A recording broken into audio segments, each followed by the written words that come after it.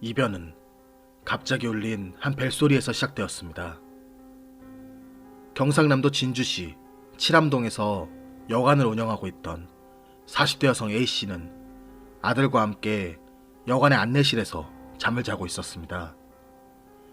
정적을 깬 것은 갑자기 울린 인터폰 벨소리였습니다.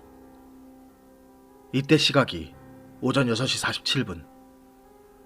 인터폰 너머에서는 딸의 힘없는 목소리가 들려왔습니다.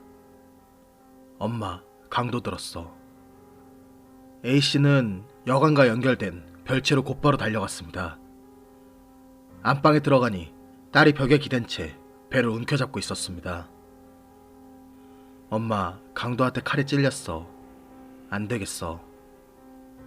이는 딸의 생전 마지막 말이 되었습니다. 딸은 곧바로 의식을 잃었습니다. 그녀는 출동한 경찰들에 의해 급히 병원으로 옮겨졌지만 그날 오전 8시 20분경 끝내 사망하고 맙니다. 사망한 그녀의 사인은 심장의 관통 자창에 의한 저혈량 쇼크, 과도로 추정되는 예리한 도구에 심장을 찔려 사망한 것이었습니다.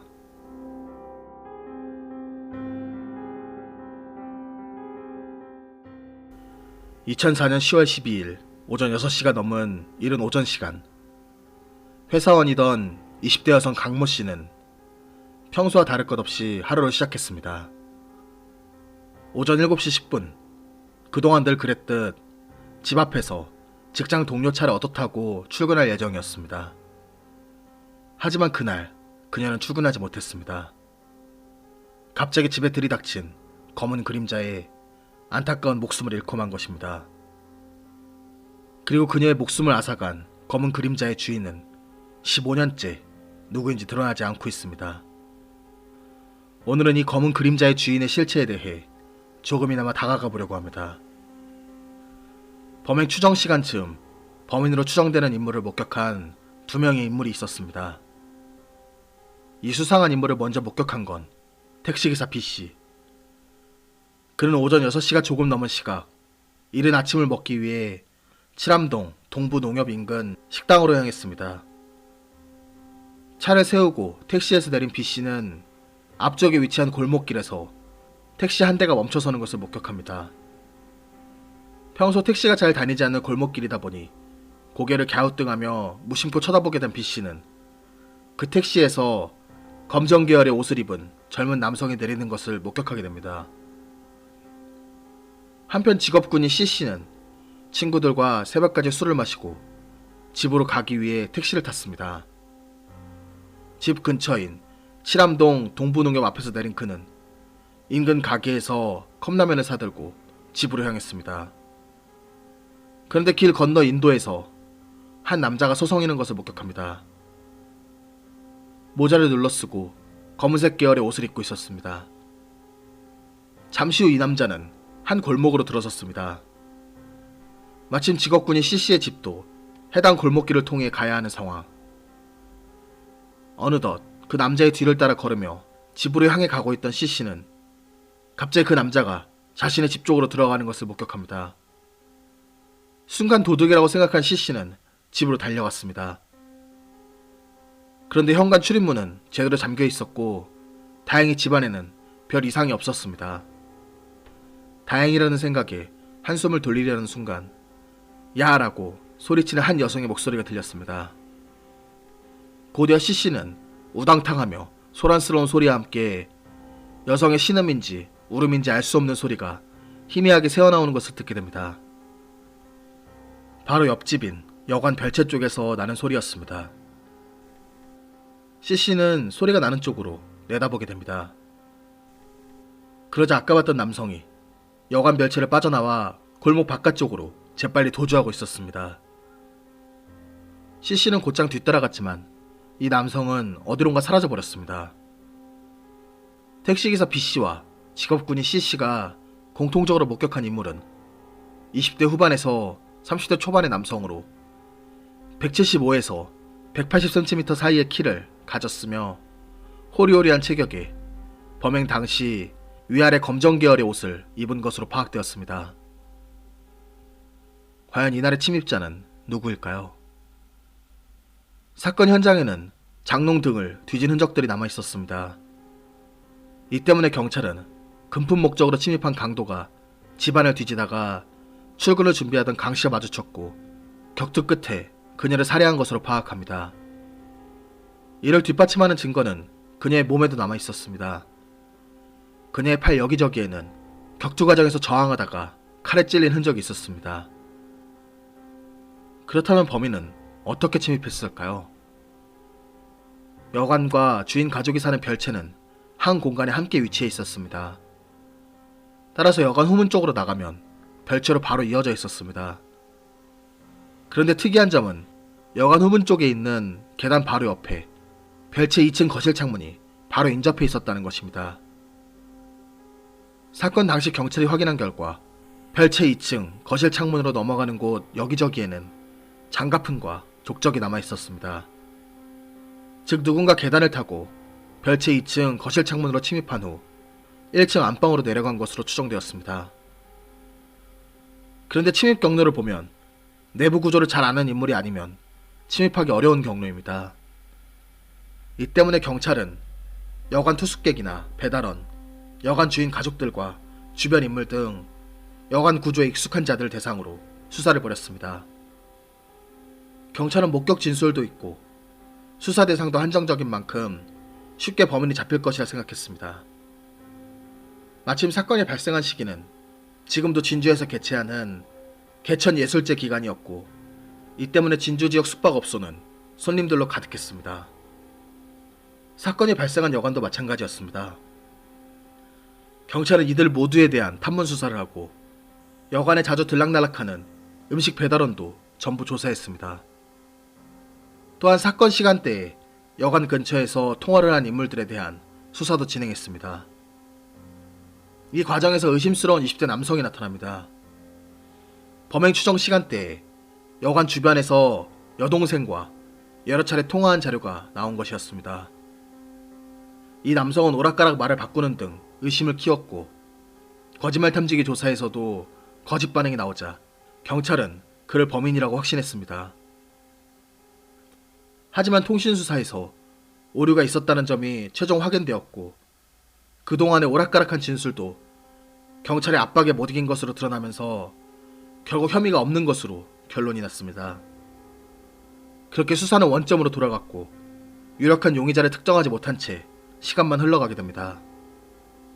2016년 미제 사건 전담 수사팀이 이 사건을 재수사하면서 당시 범인을 목격한 택시기사 B씨에 대한 체면 수사를 실시했고 당시 범인이 타고 온 택시가 노란색 차량이었으며 부산 개인 택시였다고 기억을 떠올렸습니다.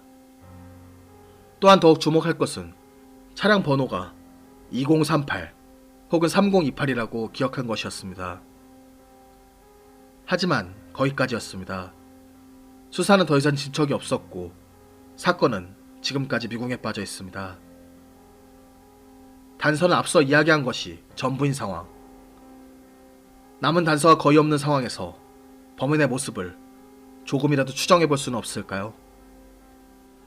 먼저 생각해볼 것은 범행의 계획성에 대한 것입니다.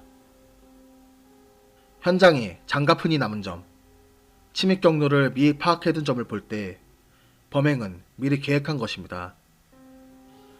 다만 살인은 계획이 없었던 것으로 보입니다.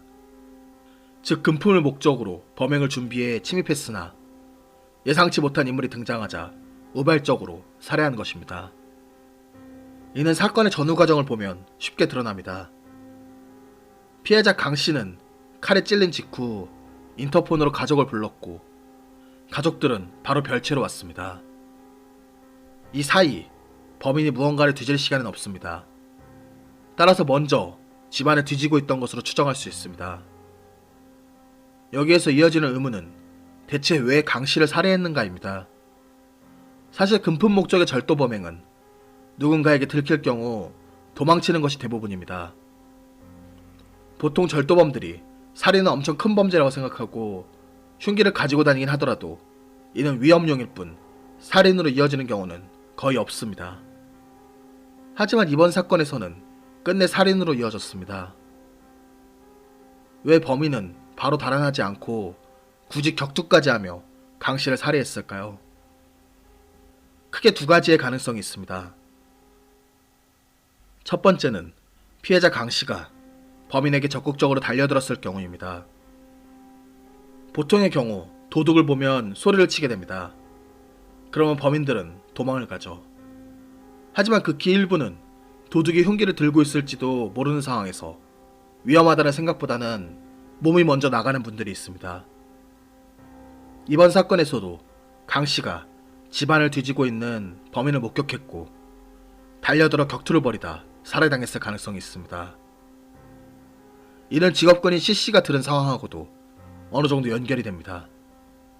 C씨는 분명 처음 들은 여성의 목소리가 야라는 고함소리였다고 진술했습니다. 이는 위험을 알리는 비명소리와는 다른 소리입니다. 강씨가 범인을 목격한 순간 야라고 소리쳤고 이에 돌아본 범인과 격투가 벌어진 것은 아닐까요? 물론 다른 가능성도 존재합니다. 오히려 범인이 먼저 달려들었을 경우입니다. 범인이 피해자 강씨가 자신의 신원을 알고 있을지도 모른다는 생각에 입막음을 하기 위해 살해했을 가능성이 높습니다. 실제로 범인이 여관 내부 구조를 알고 있었고 해당 별채를 범행의 대상으로 노릴 정도라면 면식범의 가능성도 충분합니다. 다만 이 경우 너무 안타까운 것은 피해자 강씨는 범인의 신원을 몰랐을 가능성이 높습니다. 즉 일방적인 범인의 착각일 가능성이 매우 높다는 것입니다. 이는 피해자 강씨가 범행이 발생한 직후 남긴 말에서 드러납니다.